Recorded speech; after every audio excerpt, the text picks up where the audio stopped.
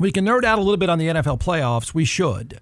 There's interesting and historical stuff about the playoffs. So here we go. The Washington Commanders, which I hate that name. So to me, they're Washington FC, or the football club that is in Washington, whichever way you want to work it. They were like the Raiders. That's past tense. For anybody, I guess above the age of 35, probably, the football team that's in Washington, they were a lot like the Raiders. For a lot of us growing up, they mattered. They mattered a lot, particularly if you grew up in the state of Texas. Dallas and Washington was a great thing. There were good storylines. They were great franchises, interesting coaches. I mean, there was a lot to it, a lot of sex appeal to it. They were a signature franchise in the NFL. But, follow this, in both cases, the Raiders and Washington, they were ruined by their owners. I mean, the trajectory and the downfall of these two franchises is pretty interesting. And I'm bringing it up partly because if you're a face painter and a Cowboys fan, you need to listen because it's not going to feel very good. It's really about ownership. Look out. They were both franchises, successful franchises. In the case of the Raiders, I believe to the 70s and early part of the 80s, it was the winningest franchise in all of team sports. They were ruined by their owners. Al Davis was the owner of the Raiders, and they went from a dominant franchise to a league-wide joke.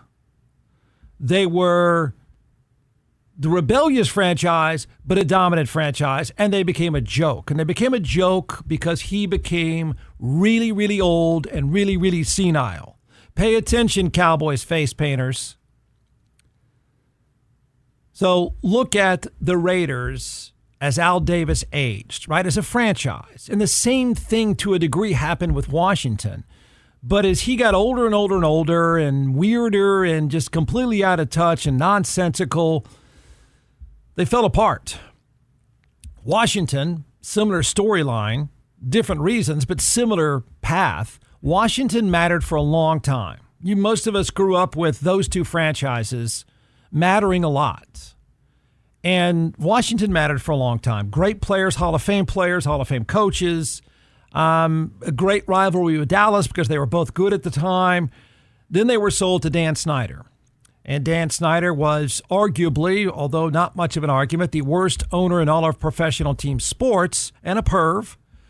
He was such a screw up and the operation so dysfunctional that even the other slimy, pervy owners worked to pay him off and get him out of the league because he had just ruined a historic franchise. And the networks, I'm sure, said, look, we really don't need Washington to be awful. We'd like them to be a good franchise. So the NFL finds plenty of dirt on Dan Snyder. It was easy. He's pervy. And they paid him off. Said, go away. Get out of here. And he did. Now, they paid him off because they didn't want other owners to be taken down with him because he had been hiring private investigators to dig up dirt on other owners. So he was ready to go to war, and the NFL makes so much money. Nobody wants to go to war, so give him money. He goes away. The franchise is sold to, this is just over a year ago. The franchise is sold. I think the guy investors paid about $6 billion. Okay? The Raiders still suck because they are run by Al Davis's son. Pay close attention, Cowboys face painters. But Washington FC, the Commanders, they went from 4 wins. This is how quickly good ownership, smart ownership, can fix the business. It really can work like this. Not often. In fact, this is pretty historic. But Washington goes from 4 wins last year to playing in the NFC Championship game with a quarterback who could make history. Like, the storylines happening now are remarkable. They really are. Okay, you ready for some betting odds on Washington FC? Now, I bring up the Raiders too, although they're not the story of the day because the NFC Championship game involves a team that's had a historic turnaround with a quarterback that's historic as well. But the Raiders just hired Pete Carroll. So the Raiders might have learned we need to fix ourselves. Way to go, Dallas. Nice play. Good move, old man. Remember what I said about Al Davis.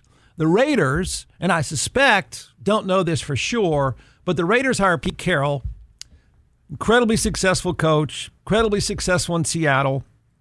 Don't buy this stuff that he's 73. That dude is 73 going on 43. But I'm just going to guess that for the first time in decades, the Raiders have done something smart.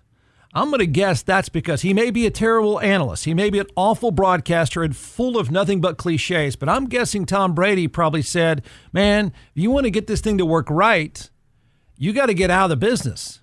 You don't know what you're doing, old man. The old man is the Al Davis's son, who's a moron as well. Pay close attention, Cowboys fans. The trajectory is eerily similar. So, but the better story is Washington. All right, how about some of this about Washington? Okay, I don't know. I don't think they're going to win this weekend. I don't. But if you just stop everything, I don't care if they get blown out over the weekend. I don't want it to happen because I think a lot of people find Jayden Daniels, their quarterback, just a spectacular young player, and you want to watch more. But even if they do, it's an unbelievable fix. All right, Washington started the season at 150-1 to win the Super Bowl. By the third week of the season, they were at 250-1. With a win on Sunday, the Commanders would tie the 1999 St. Louis Rams for the longest preseason odds for a Super Bowl participant since the NFL adopted a 16-game schedule in 1978. Now you're thinking, well, Jeff, did someone bet? Yeah, they did. Somebody did. How about this? $500 bet at 150-1 on Washington was placed August 17th at Caesars Sportsbook. It's the largest reported preseason wager on the Commanders. 27 teams. I mean, we go back to August, heck, we go to October. I don't know, maybe by late September, we kind of started to pay attention. We kind of started to say, wow, that's kind of cool. That guy seems good. But let's not act like, well, we should have seen this coming, because nobody did. You want proof that nobody saw this kind of turnaround? Please keep paying attention, Cowboys face painters. You're going to find how far away you are drifting. 27 teams, including the Tennessee Titans, the New York Giants, and the New England Patriots. Got it? I have no idea who would make this bet, but some of you did. Those three awful franchises who absolutely suck on every level attracted more Super Bowl bets than the Commanders. They're behind those guys. And now I have no idea why anyone would bet on any of those teams. I mean, you must be drunk. There were approximately 10 times as much money wagered on the New York Jets to win the Super Bowl than there was on the Commanders entering September. 10 times the dollar amount on the Jets. How'd that work out? Again, have you noticed a consistent trend? See, bad owners equal bad teams. Have you noticed that? Really good owner with a good general manager. Wow, that seems to work. Huh, amazing. Because all these bad teams had the same thing in common. The Washington used to have that. All right, so the Jets had 10 times the dollar amount bet on them than Washington. 4 months later, Washington is the most popular bet. I mean, I think this is ridiculous, but the most popular bet on the board at BetMGM. More bets have been placed on the Commanders to beat the Eagles straight up than have been placed on any other outcome in either championship game this weekend. Washington is at a plus 240 underdog to win the game outright. Bet 100, win 240. I wouldn't go there. Now, I think that's getting over your skis. But that's how quickly in a year, I mean, really in about 3 months, how quickly everything pivoted with good ownership and a general manager. Hey, Cowboys fans, are you paying attention?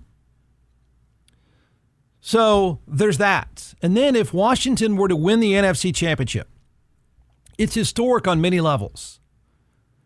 All right, Jayden Daniels, their quarterback. I don't know.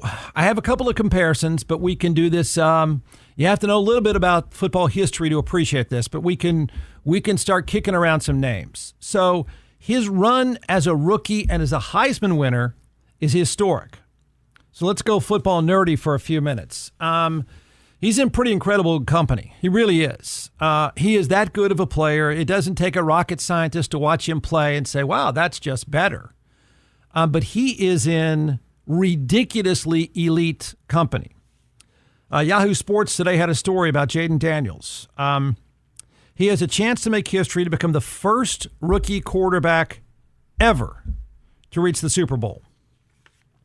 I don't think they will, but he would be the first rookie quarterback ever. It gets better. In the 32 years since their last Super Bowl win, Washington has had 35 different quarterbacks. Okay? 32 years since they last won.